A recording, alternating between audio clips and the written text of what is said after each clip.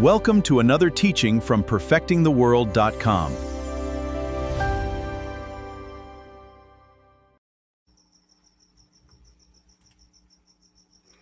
Good evening. So good to see you. Hope your new week is off to a fantastic start. If I haven't seen you since last week, Shavua Tov. I hope that you had a great Shabbat. We are continuing in our learning about biblical food and identity boundaries. And as a bit of an important trajectory, this is fundamental to all of our discussions, is defining what Nevelah is. We've seen already that Nevelah can be used for the carcasses of non-permissible species. We're looking today at the use of Nevelah for the carcasses of permissible species. And the question that I want to provoke with is this question here. When is my beef unclean?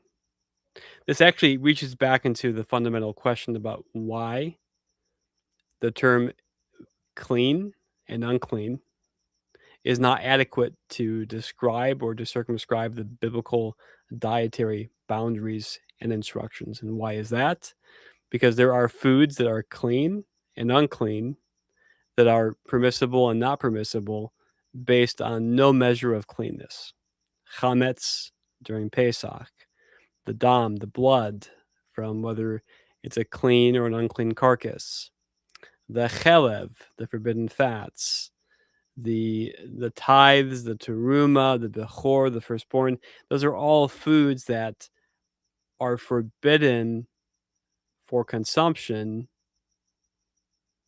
However, they're not intrinsically unclean. But the question we're looking at here is going to cross between two different registers. And you'll see what I'm talking about here shortly. We're going to look at when beef is unclean. Really, it applies also to sheep and to goats. And we'll begin here with our primary verse on Nevelah. This is Deuteronomy 14:21.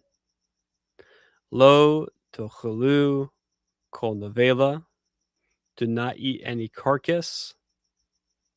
Lager asher b'shareka tetana. You may give it to the sojourner at your gates. Wa'akala o machor, to eat, or sell it to the nachri, The logic, as we've pointed out, is given as ki am kadosh ata ladonai, for you are a holy people to the Lord your God. We see three categories here identified, as we've pointed out, and as we're developing this reflection. We have the category of Israel, which is called Am Kodesh, the holy people to Hashem. We have the ger, the sojourner. Specifically, it says, Lager asher b'shareka, the ger who is at your gates. We're going to be spending, before too long, some time on what the meaning is of the gates. And then the nachri. The ger is somebody who has entered into Israel's public Torah order. The nochri is somebody who has remained outside of that order.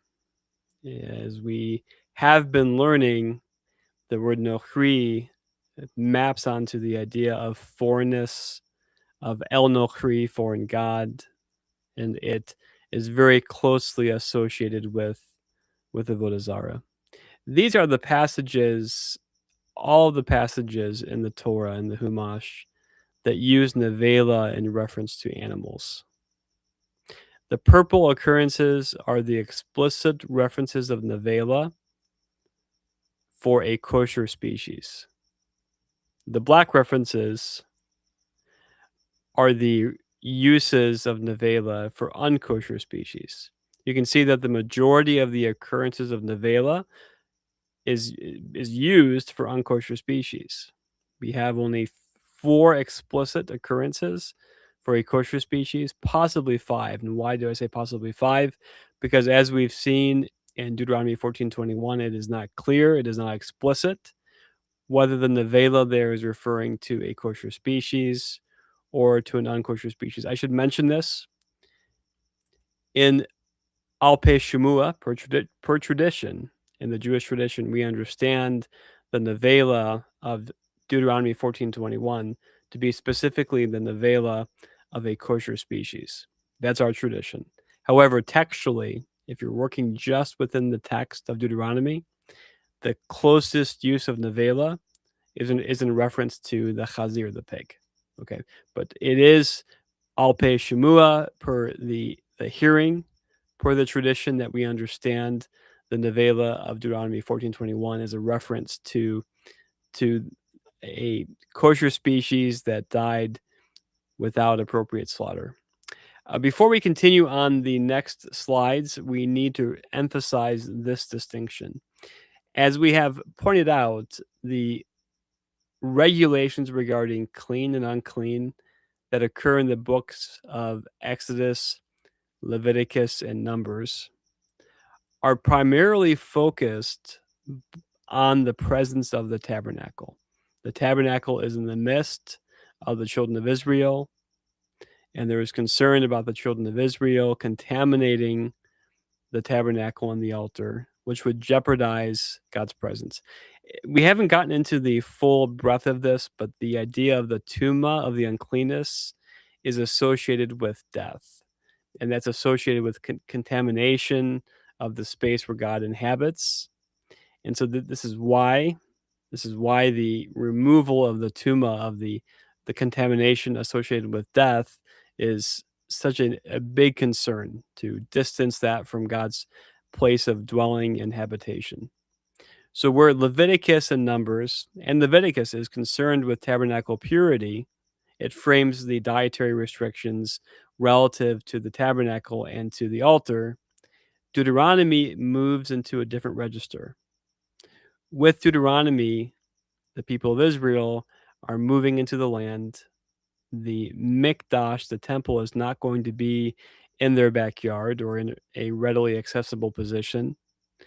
And the concern with eating moves from tabernacle purity to the question of covenantal identity. It's worth noting, this is really quite fascinating.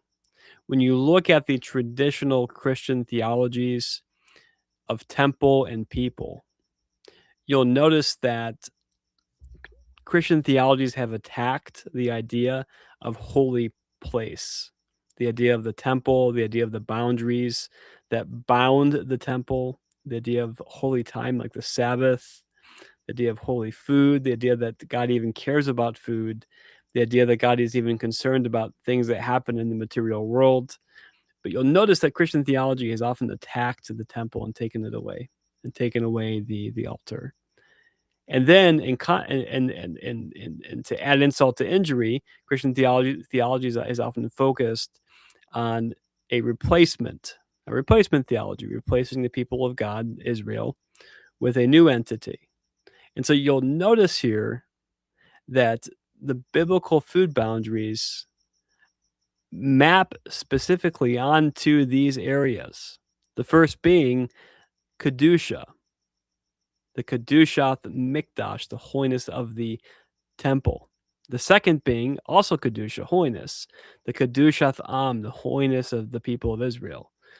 This is where, when you look at the Christian theologies, they tend to attack these specific areas.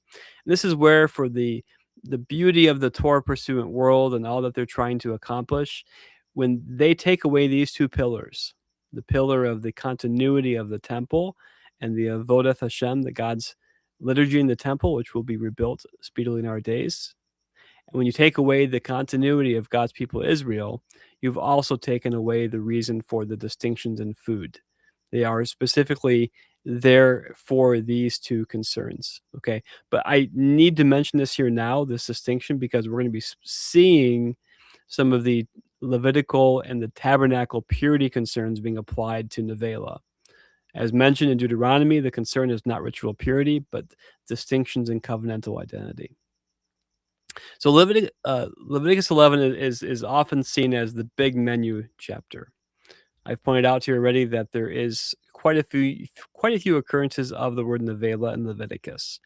You can see the first, I think it's the first 9 occurrences specifically describe the carcasses of unkosher species, the swarming creatures, the chazir, the pig. I think the camel is also described here as Nevelah. But then in Leviticus 11, same chapter, verse 39 and 40, there are 3 occurrences of Nevelah, specifically in reference to a kosher or permissible species. Here we have those occurrences. It reads, "Waki yamuth min habahema asher hi lechem la'akla." If there should die any animal that you are permitted to eat, hanogea benivlatha yitame ad ha'arev, and someone touches its carcass, that person shall be unclean until the setting of the day. Obviously, they would need to make an immersion, a tevilah. It goes on to read, ha'ochel minivlatham yakabes bagadav. Whoever eats of that carcass, like again, the carcass of a species, asher hi lechem la'acha, that is permissible for eating. If a person eats of that nevelah, what happens? It says that they need to also make a tevilah, an immersion. And it says, "Watamei ad ha'arev," and they shall be altered, disqualified until the evening. And it says, "Wahanose es nivlatha," whoever picks up the nevelah of a permissible beast, Yeka base bagadav, shall immerse his clothes, watame ad ha'arev, and be unclean till the evening. Now, of course, we don't hold by ritual purity, as we've already learned, outside of the confines and the context of the temple.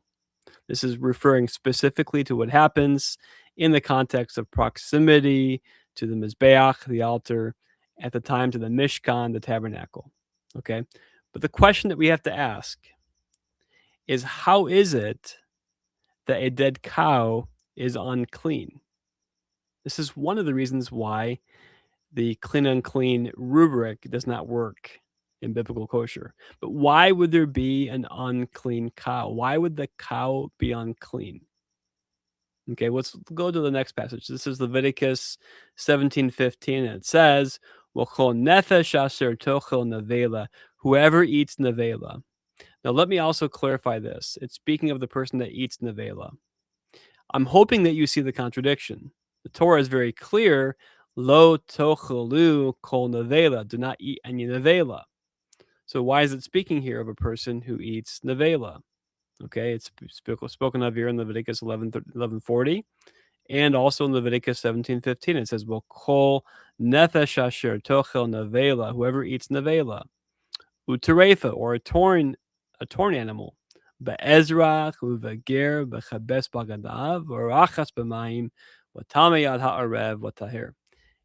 Whoever eats an animal that's a nevela, or an animal that is torn, it dies from tearing, whether it be a native born or it be an immigrant, a ger, he shall likewise do a tevilah, do an immersion. Again, this is a tabernacle context. He goes on to say, "Im lo yechabas basaro," if he does not immerse his flesh, lo rachatz b'naseh alone, he shall carry his sin. Again, I can't emphasize enough. This is referring specifically to a tabernacle context. So the question is, why would somebody be eating nevela when there's a command against eating nevela? This is speaking about the accidental ingestion or the touching of a nevela or a terefa. And this passage as well, if you read the context of Leviticus 17, it's referring to hunted meat. Hunted meat very easily becomes nevela and terefa, just because of the nature of the hunting experience. If an animal dies from a wound that is inflicted during the hunting and doesn't die from the appropriate method of slaughter, it becomes a nevela or a terefa. For example, an arrow into the lung causes internal bleeding, and it dies essentially through what could be called strangulation. In that case, the animal then is a nevela or a terefa. Okay, if it dies from a wound that tears a leg off, okay, that would be a terefa. Okay, it's going to die from that. But either way, the animal becomes nevela or terefa, and it's unclean. Now, again, it's speaking of a kosher species here as well. It's speaking most likely in this passage about a deer or a wild animal, a wild kosher species. The question we have to ask is this. We saw with the domestic species in Leviticus 11 that their nevelah, their carcass, is unclean. We're seeing here as well with the hunted animal that their carcass can become unclean. It doesn't have to be. The question is this. When does an otherwise edible animal become a nevelah? We have a cow, you have a deer, you have a sheep. How does it become a nevelah? Is every dead cow a nevelah? Well, we know that's not true because of the following question. The question can be asked, can a nevelah be offered on the altar? Can a nevelah be brought on the mizbeach? The answer is no. Why can a nevelah not be brought onto the altar? The answer is very simple. It's unclean. Because the nevelah is unclean, it can't be brought onto the altar. If it's brought on the altar, then we have a defiling altar disqualification, and it would not be accepted as an offering. Okay, so really important. So this tells us something very, very significant. This circumscribes an issue. We see that a clean species can be a nevelah, and a clean species can be not nevelah. If a kosher species can become unclean as a nevelah, then how can that same species ever become qualified for the altar? If every dead cow is a nevelah, if every dead sheep is a nevelah, we could never have offerings on the mizbeach, on the altar. So let's define nevelah here at the bottom. We're going to leave you hanging here with a cliffhanger. The first definition of nevelah, the majority used in the Torah, is a non-food eligible animal, let's say a pig, that exists as a corpse or a carcass, regardless of the manner of death. Doesn't matter whether it be with a sword, whether it be with a projectile, whether it be with a slit to the throat. If it's a non-food eligible animal, it's always nevelah when it's dead. The second use of nevelah is a food eligible animal that becomes a carcass. Now hear this. It's a food eligible animal, cow, sheep, deer, that becomes a carcass outside of an authorized process. We have just discovered kosher slaughter. We'll be learning a lot more about this here as we continue in our learning, but we have identified by analogy very clearly deep within the grammar of the Torah that there is an authorized means of animals to enter the altar and also to enter the table of Israel. And that's through specifically through the method of what we're going to be calling altar slaughter. So what is the authorized entry of kosher species to the altar? How does a species become qualified to participate on the altar or the table? Okay, there are different regulations for the altar. There are unblemished and so on, but the same manner of death is prescribed for the cow, sheep, and goat, for the altar as for the table. And the ongoing question, and thank you for those who have answered this question. I've seen some really insightful, really thoughtful, just deep reflections on the nature of God with the following question. Why would God differentiate the table of Israel from that of the stranger at the gate? Why would God do that? Please comment with your answer below. Please share this video. Please subscribe. And let me remind you, this week, we are in the midst of the 9 days. This is the 9 days specifically of fasting as we prepare for Tish B'Av, the 9th of Av. It's the only other 25-hour fast in the Jewish calendar. The other one is Yom Kippur. We have Tish B'Av beginning Wednesday evening. We nationally mourn for the destruction of both the first and second temples. And it's on that evening, on the 9th of Av, we are going to be launching our NT project. This is a study course that you're not going to want to miss. We will be reading and learning the NT, beginning with Ephesians 2, with Torah disciplined eyes. And what you are going to be hearing here is what you'll be hearing more broadly in the next 5 to 10 years. You will be ahead of the curve. We still have seats available. There are limited seats. We ask and encourage you to invest in this area of growth. You will learn things and see things that you have not seen before, I assure you. And you can sign up at perfectingtheworld.com. That's the registration page.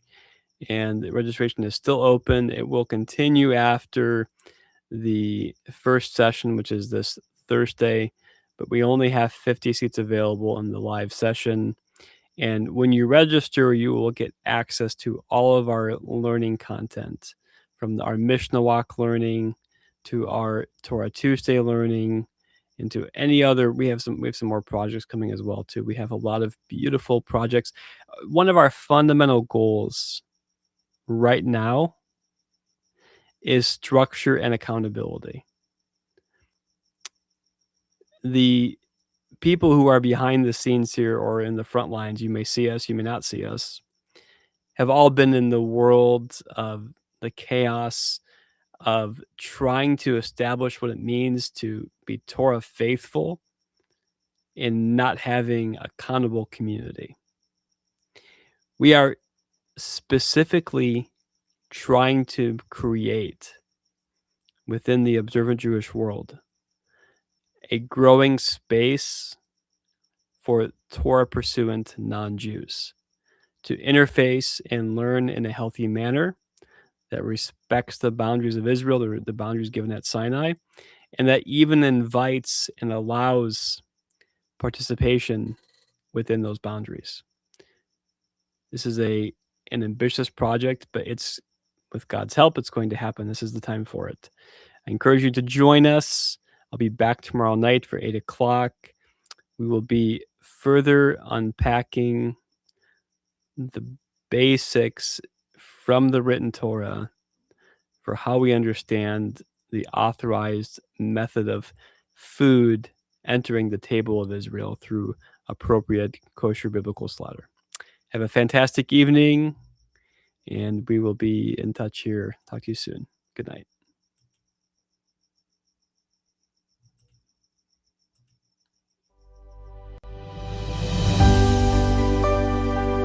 Join the perfectingtheworld.com community today.